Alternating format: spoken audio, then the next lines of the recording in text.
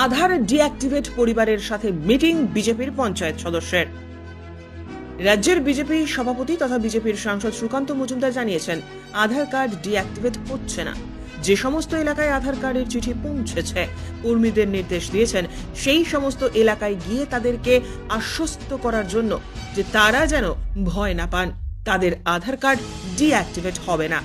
এই নির্দেশ পাওয়ার পরেই নদিয়ার কৃষ্ণগঞ্জের সীমান্তবর্তী বাবলা বন নিধির পোতা এলাকায় স্থানীয় কৃষ্ণগঞ্জ গ্রাম পঞ্চায়েতের বিজেপির পঞ্চায়েত সদস্য পরিতোষ বিশ্বাস গ্রামে গিয়ে যাদের আধার কার্ড ডিঅ্যাক্টিভেট হয়েছে তাদের সঙ্গে কথা বললেন, গ্রামবাসীদের আশ্বস্ত করলেন ভয়ের কোনো কারণ নেই, কারো আধার কার্ড বাতিল হবে না। গ্রাম পঞ্চায়েত সদস্যের এই কথায় স্বাভাবিকভাবেই খুশি গ্রামবাসীরা। আমার সঙ্গে সাক্ষাতে আমার বাড়িতে গিয়েছিল, আমি এদের নিয়ে বসেছিলাম, বসার পরে এদের বার্তা একটাই দিয়েছি যে আপনারা ভয় পাবেন না, কারণ আমরা এদেশের নাগরিক এখনও হতে পারিনি। আমাদের নাগরিকত্ব করার জন্য আমাদের বর্তমান যে কেন্দ্র সরকার রয়েছে, মোদী সরকার, যে আপ্রাণ চেষ্টা করছে এবং তার সাথে সিএ চালু করবে খুব তাড়াতাড়ি।